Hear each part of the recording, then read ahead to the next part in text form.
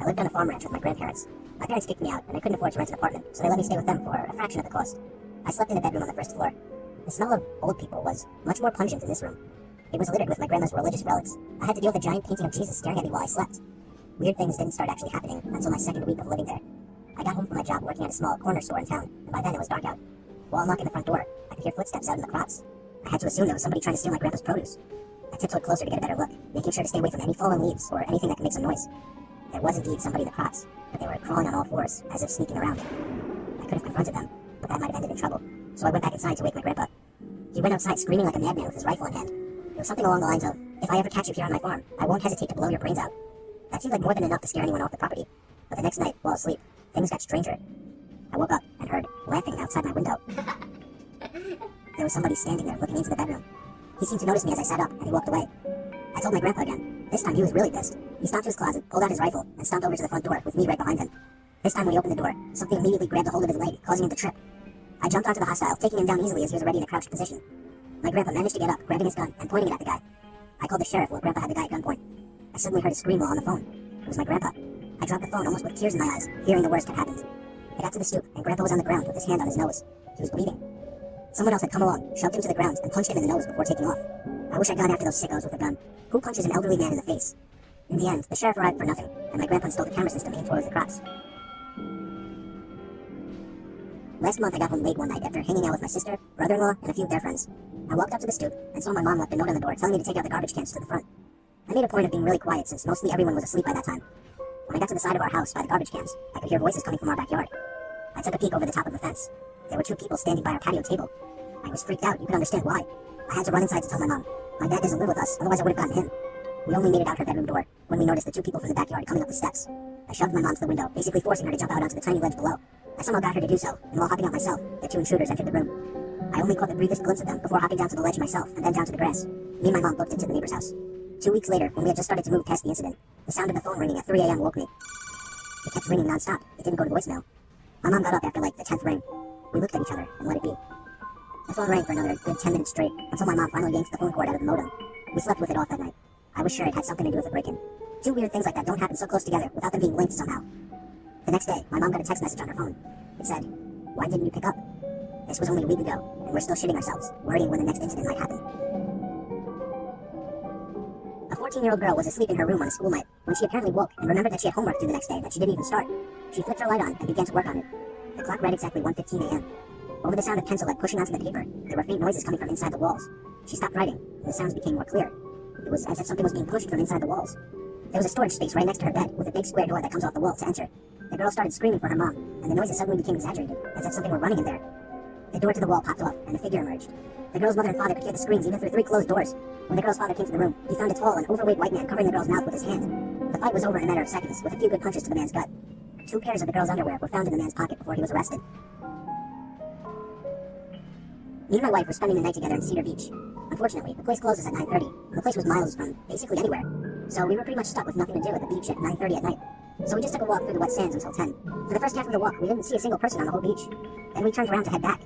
About 20 feet into us walking back in the direction we came, we both picked up on something. There were more than 2 pairs of footprints in the sand. Ours were more washed away by them, but there were 2 other sets of footprints that weren't there before. These a little more recent. They seemed to set off up away from the wet sand where there would be no more footprints. You may think it was just another couple taking a late-night stroll, but we hadn't seen anyone for the good mile or 2 we walked, so we were spooked. I used the flashlight app on my iPhone to scan around the nearby dunes. I even went as far as calling out asking if somebody was there. I told my wife to wait there while I headed over to the garbage pails. It seemed like the only place somebody could be hiding. It was clear. I shined the light further down, revealing a tunnel that probably led to a parking lot. I moved closer until I could actually see a little into the tunnel, and as soon as I could, I shut the light off. There were 2 things in there. I don't even know if I should call them humans, because from what I saw, they looked like hunched, naked creatures huddled in there. They had skin to match that of a medium dark-skinned Caucasian, but with much more flaky, wrinkly skin. I didn't mutter a word. I just stomped through the sand to my wife, pulling her with me as we ran back in the direction of the car. We made it back to the car in about 5 minutes, completely out of breath. We got in the car, and I finally explained what I saw to my wife. She looked at me like I was crazy, and she still does.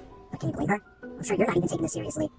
I reported my sighting to the proper authorities the following day, and I've been coming back to the beach at night once a week to try and find the creatures once more.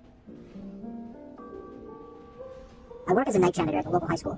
I would 95% of the time be the only one working the night shift, because there wasn't really a need for more than one. I always start with the downstairs classrooms and work my way up to the upstairs classrooms.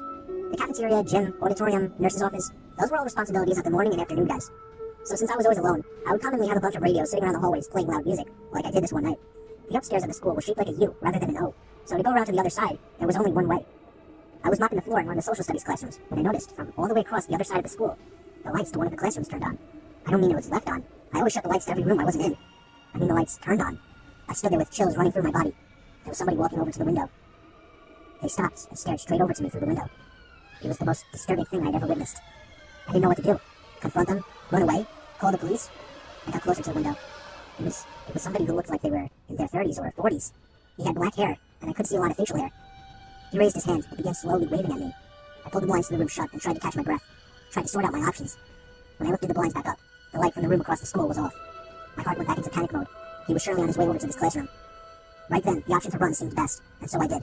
I ran down the stairs and out the back door of the school, not giving a second damn about anything but me and my life. Security cameras revealed that sometime in the night, the man emerged from the basement of the school and began wandering around. Getting a closer look at his face, I could see just how disturbed it made me feel. He was not a pleasant-looking man. The creepiest thing, though, was the camera revealed him going back down into the basement and never coming out. He was never found down there, though, which makes me question if there's some hidden rooms or exits down there. Lately, doing this job has never been more terrifying. I used to work as a house cleaner when I was a 17-year-old guy trying to save up for college. The person I worked for the longest was a man named Jeffrey. I only spoke with him once when I met him, and a few times in between when he came home early from his job. That was it. I couldn't tell you if he seemed normal or not. He had a very serious rule, though, not to go into his basement. He even left a big sign on the door. The curiosity ate away at me, but I did my best not to sneak any peeks. So one day, while I was dusting the furniture in his room, I just got a little snoopy and started going through his drawers. Don't ask me why.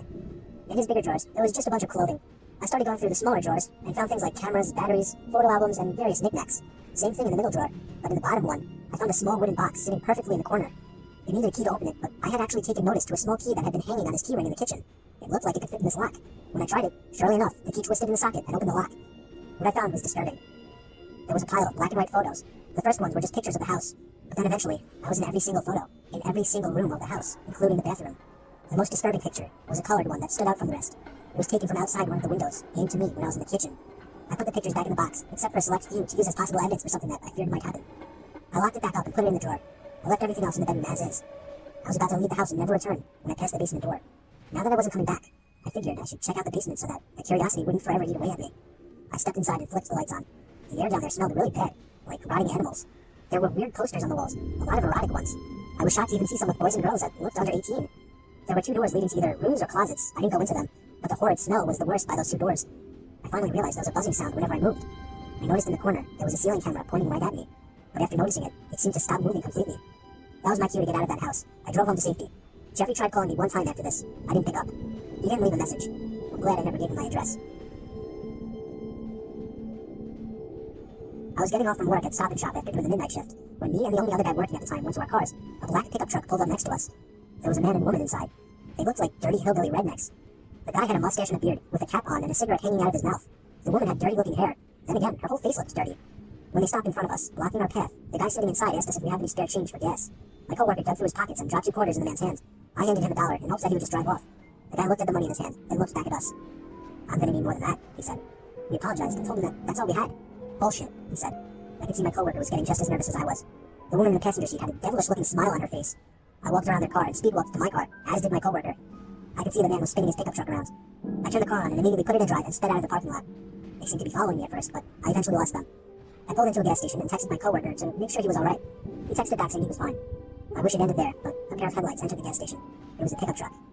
I got back in my car. He tried to block me by pulling up in front of me. The woman in the car pulled a gun and started to lower the window. I yanked it in reverse right out of the parking lot. My back window cracked as it was hit by a bullet.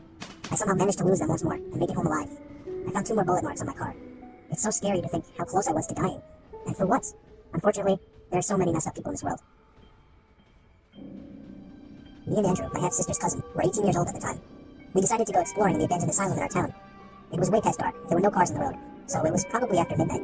Andrew drove. We both brought our video cameras in hopes to catch some interesting footage. YouTube was only 2 or 3 years old at the time, and exploring abandoned places was a pretty big thing for YouTube videos back then, so we thought it would be cool. We had to crawl under a hole in the fence that someone else had cut.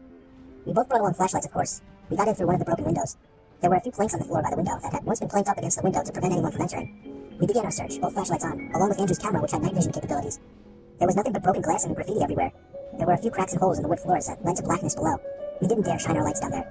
We both shared a few laughs, but I was creeped out as hell in there, and I knew he was too. The place was huge. We ended up in a small room with a dental chair and other equipment. It was strangely unsettling. The most unsettling room upstairs, however, was the bathroom. When we were in there, we heard a constant dripping sound coming from one of the stalls. When we tried to open it, it was locked. The opening at the bottom was far too small to crawl through, so we just left that room in a hurry, very creeped out. Behind one door, we found a stairway leading upstairs or downstairs. We wanted the video to be as scary as possible, so of course, like two teenage guys would, we went downstairs. There was a new set of hallways, much more creepy now that we were underground. There was a bulletin board on the wall with a bunch of old photos and news articles on it. Me and Andrew were checking that out when a metallic thud came from down the hall. We shined our lights over in that direction, just in time to see what we were sure was a forehead moving from the hallway into one of the rooms. Andrew started screaming as we ran back in the direction we came. Now, I would have just thought it was a homeless person or something, but as we were stopping up the stairs, a single flight below us, we could hear steps following us. At this point, I was screaming too. The feeling of being in the back was horrifying. I felt that at any moment, I would be grabbed from behind and dragged down the stairs. But we made it back to the main hall, and down to the window that we entered from. We made it outside, and could hear through the window the door to the stairway opening from down the hall. We got to Andrew's car as fast as we could, and drove off, never looking back.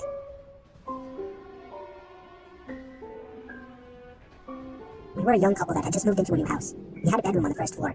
The house had an upstairs, a middle floor, and a den, no basement. At night, we started hearing strange noises coming from below us. I checked under the bed, nothing was there. The sound seemed to be coming from beneath the floor, but the house didn't have a basement, so it didn't make sense. We started to notice things were different in the morning, like certain doors were opened that we were sure had been shut the previous night. My wife's closet door always seemed to be open. We made sure to shut all the windows one night, just to make sure it wasn't some kind of draft. The doors were all open the next morning. We had decided that it had gone far enough. The next night, we both stayed up, listening and waiting. The noises coming from below were louder than ever. Sounds like things being pushed around, moaning. I headed down to the den and put my ear against the wall, listening for where the sound may be coming from. It was coming from inside the wall I was up against, but a little lower down, below the den. I went back to my wife. I told her we had to stay up for as long as possible and see what happens. We stayed up until around 2. My wife started to drift off, and I guess I had shortly after. I woke to my wife shaking me, silently crying to herself. She pointed at her closet, which had been opened. There was some kind of hidden door propped open in her closet. It led down into the floor. I hopped out of bed and shined a light down there. It was a ladder, leading far down to some hidden room. I had my wife lock the door and call the police while I took my machete with me down into the secret room. When I got to the bottom, I found a light switch. The room had a table and chair, a small cot in the corner, and a bunch of toys scattered across the room. A scream came from upstairs. It was my wife. Somebody was trying to break down the door. I climbed up the ladder the best I could while holding the machete. By the time I got up there, they had already kicked in part of the door. They stuck their head through a hole in the door and looked at me. He was a dirty-looking man. I saw craze in his red eyes. He must have seen my machete because he ran straight out the front door. I don't know what the room is for. Maybe some kind of old bomb shelter or something. But I don't know who the hell that man was, how the hell he got down there, and how long he's been down there. I was 27 years old, moving out to live with my girlfriend in an apartment. It wasn't the fanciest place ever, as we weren't the wealthiest couple ever, but it was fine for us. The first night in, we already hated the neighbor. There was yelling and thumping going on all night. It was like they didn't sleep all night. My girlfriend wanted me to go over. I told her if it continued the next night, I would go over. We didn't hear anything of them throughout the day while setting up furniture, but when night came, and we were trying to get some sleep, the freakish yelling and banging resumed, sometimes even bangs on the wall. I decided to draw the line and confront them. I knocked on the door, and a middle-aged albino woman answered the door. Her voice was raspy as if she'd been smoking cigarettes for the past 40 years. I politely asked her to quiet down. She told me to back off and mind my own business before slamming the door in my face. The noises and yelling only got louder after this. My wife said we should report them. I went to the front desk the following day, bringing up the couple that lives in that apartment. The doorman looked puzzled. He told me that only a woman named Kathy lived there. Her husband passed away 5 years ago. She was written down as only being one person in that room, so she was breaking a rule of the apartment building. The doorman went to go check out the room. The woman let him search the apartment. He came back to tell me that she was all alone in there, which seemed so odd. He did, however, ask her to keep it down. I thanked him and went back to the room. It seemed it had worked, as there weren't any sounds that night. I woke to see somebody standing by her bed. "Anna?" I whispered. My wife turned next to me. She was in the bed. The familiar raspy voice at the end of the bed said we shouldn't have reported her. I screamed and fumbled for the light switch. My wife started screaming even louder. By the time I turned on the lamp, she was gone. I slipped on my shoes and ran out into the halls in my robe looking for her. Her apartment door was open, but she wasn't in there. Where could she have gone so fast? Nothing was heard of Kathy for a whole week. Before one night, there were 4 loud knocks on our walls. Not thumps like the previous noises. These were actual knocks, meant to get our attention. We moved out a day later.